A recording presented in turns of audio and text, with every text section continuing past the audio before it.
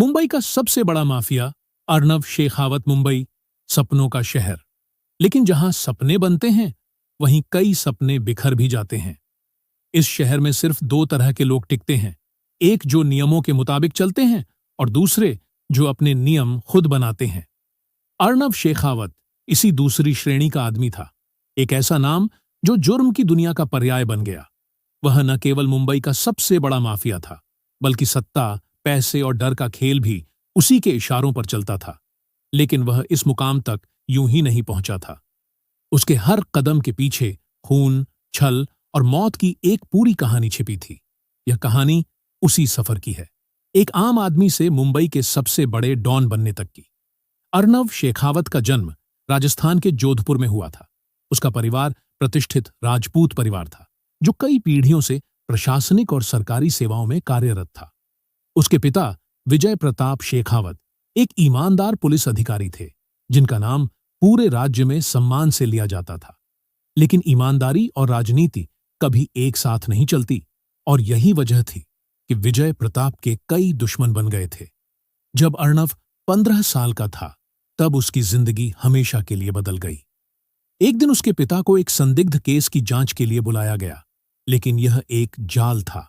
उसी रात उनकी निर्मम हत्या कर दी गई। पुलिस ने इसे एक सड़क हादसा बता दिया, लेकिन अर्नव को पता था कि यह हत्या थी। वह जानता था कि जिन लोगों ने उसके पिता को मारा वे ताकतवर थे और कानून उनके खिलाफ कुछ नहीं कर सकता। उस दिन अर्नव ने पहली बार महसूस किया कि इस दुनिया में इंसाफ कमजोरों के लिए नहीं होता। अगर इंसाफ चाहिए तो ताकत खुद बनानी पड़ेगी। अपने पिता की मौत के बाद अर्नव और उसकी मां सुनीता शेखावत जोधपुर छोड़कर मुंबई आ गए। मुंबई एक ऐसा शहर जहां हर कोई अपने सपनों को पूरा करने के लिए आता है, लेकिन यह शहर हर किसी को अपनाता नहीं। मुंबई में अर्नव की मां को एक छोटा सा सिलाई का काम मिल गया, लेकिन पैसे इतने कम थे कि दोनों का गुजारा मुश्किल से होता था। गरीबी से बुरी चीज दुनिया में कोई नहीं होती। अगर इससे बचना है तो अमीर बनना पड़ेगा, चाहे किसी भी कीमत पर। यही सोच अब अर्नव की जिंदगी का मकसद बन गई थी। 16 साल की उम्र में अर्नव ने पहली बार चोरी की।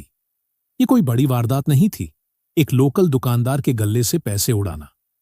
लेकिन इस छोटे से कदम ने उसे अपराध की दुनिया से जोड़ दिया। धीरे धीरे वह मुंबई के सबसे खतरनाक इलाकों में जाने लगा, धारावी, भायखला और नागपाड़ा। वहां उसकी मुलाकात हुई कैलाश यादव से, जो एक छोटा मोटा गैंगस्टर था। कैलाश ने उसे अपने गिरोह में शामिल कर लिया। पहली बार अर्नव को हथियार पकड़ने का मौका मिला। अर्नव का काम अभी तक सिर्फ छोटी मोटी चोरी और उगाही तक सीमित था, लेकिन किस्मत ने जल्द ही उसे एक बड़ा मौका दिया। एक दिन कैलाश यादव ने उसे एक काम सौंपा, एक आदमी को खत्म करने का। क्या तू किसी को मार सकता है? अर्नव के लिए यह सवाल अजीब था। उसने कभी किसी को मारा नहीं था, लेकिन जब उसने सुना कि जिसे मारना है वह एक पुलिस वाला है जो उसके पिता की मौत में शामिल था, तो उसके अंदर एक अलग ही जुनून जाग उठा। मैं उसे मारूंगा, लेकिन अपने तरीके से। रात के अंधेरे में एक सुनसान गली में पहली बार अर्नव ने किसी पर गोली चलाई। गोली सीधे पुलिस वाले के सीने में लगी। वह आदमी वहीं गिर पड़ा। उस रात अर्नव शेखावत मर गया और जन्म हुआ मुंबई के सबसे बड़े माफिया के पहले कदम का। अर्नव की यह पहली हत्या मुंबई के अंडरवर्ल्ड में चर्चा का विषय बन गई। जल्द ही उसका नाम बड़े माफिया डॉनों तक पहुंचा। उनमें से एक था रघु भाई।